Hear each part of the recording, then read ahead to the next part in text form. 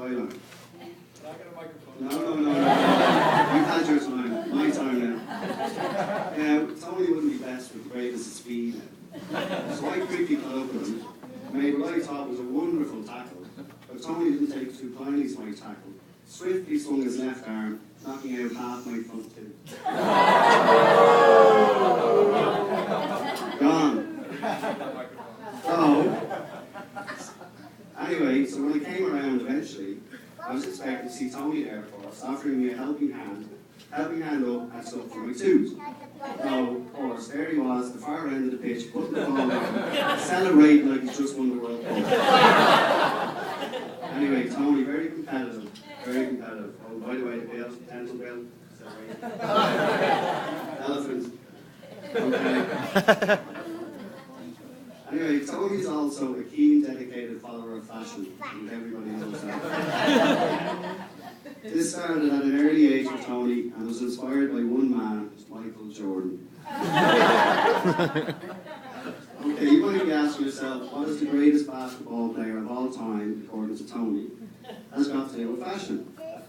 But Tony must have had at least 20 pairs of Nike Air Jordan knickers as a kid. If Michael Jordan brought out a new style of trainer, you can bet your bottom dollar that Tony was queuing outside the store hours before it opened. He had a bigger shoe collection at the age of 18 than most women would collect in a lifetime. Seriously, poor Carol and Mandy probably had to give up half their wardrobe space for his shoe collection. And to this day it still goes, because I went into their apartment the other day and Tony has a walk-in wardrobe. It's wrong. It's wrong. Shoes.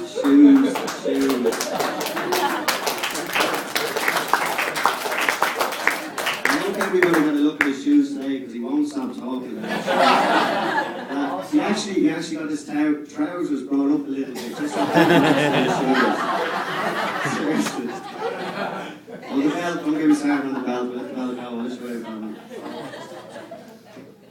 Okay, I forget where I am now. Okay. Anyway, so Tony's pursuit of fashion is the whole look. From the shoes, to the jeans, to the shirt, to the final piece of the puzzle. The hair. Oh boy, Tony and his hair, seriously. While most 20-year-olds would pop into local barbers for a 7-euro haircut, Tony was making appointments with Tony and Guy hairdressers on Grafton Street for some guy called Kiko. So basically, spike his hair for 50 quid. I kid you not, this is true. Anyway, those Tony and Guy trips soon stopped, and I think Kiko wants to be more than just spike his hair. We'll say no more there. He's getting married now, so leave it at that. Anyway, when myself and the lads were thinking that paying 50 quid for a haircut was just plain crazy, perhaps this fashion trail he was on was actually to impress a certain young lady in DCU. Yes, in 1994, while starting on a biotechnology degree in Dublin City University, Tony and Pam's eyes first met across a Bunsen burner. What started out as a friendship for the first few years soon became more for Tony. His fondness for Pam was evident with the lads when in 1997, while Tony was on work placement in London, he wrote a letter to our good friend Finbar. Where's Finbar? Good friend Finbar. Oh yeah, I do. Finbar, where he put down in words his appreciation of the wonderful qualities that Pam possessed. Oh, cool. Oh, not yet.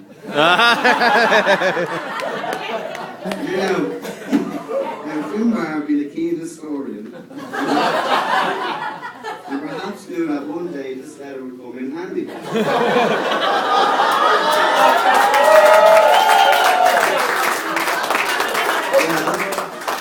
You'll be glad to know that this letter, 14 years later, Boom. has made its way from Dublin to Boston.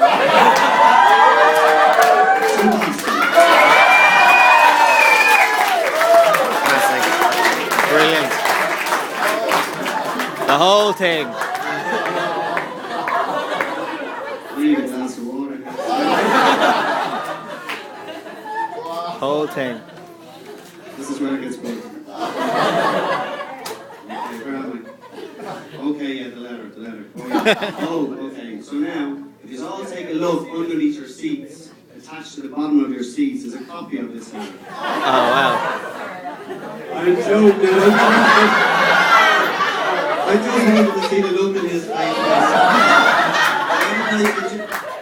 Tyler, where'd you get that picture? Oh my God, he went so wild. The blood was just drained from his face.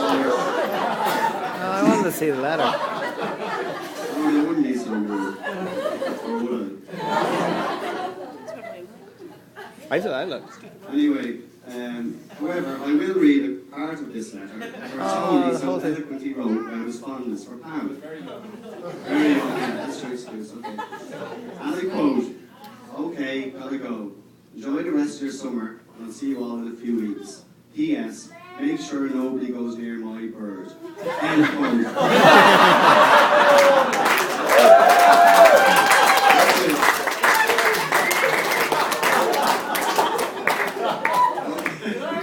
This is my time, you sit down. Okay, so they say patience is a virtue, and Pam, you obviously possess a bucket load. Because it took this Don Juan here 4 more years to eventually ask you out. But I guess getting a girl of this class takes time. And I could tell upon meeting Pam that she was a beautiful, intelligent, witty, down-to-earth kind of girl that was a perfect match for Tony.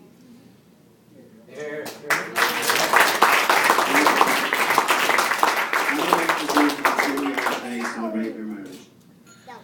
But Pam, I assure you, I'm sure you know all the great qualities and attributes that Tony possesses. But the greatest asset of all is his loyalty. And it is a loyalty that he has had tested beyond belief through the last 20 years of broken dreams and betrayed trust. As a Liverpool supporter. So Pam, you can rest assured that however you behave over the next 20 years, Tony will stick by you.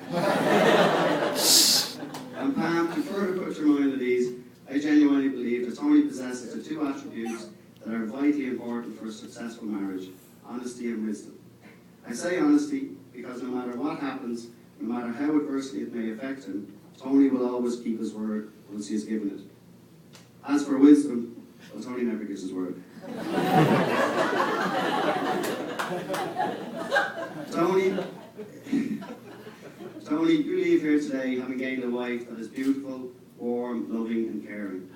Pam, you on the other hand leave today with, well, a gorgeous dress and a lovely, lovely bouquet.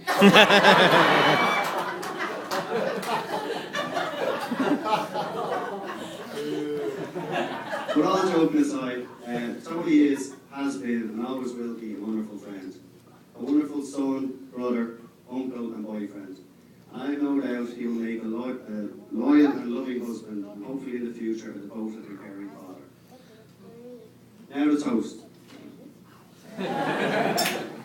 Ladies and gentlemen, please be upstanding. It is my pleasure and privilege to propose a toast to the newlyweds, to Tony and Pam. May the roof above you never fall in, and may you never fall out.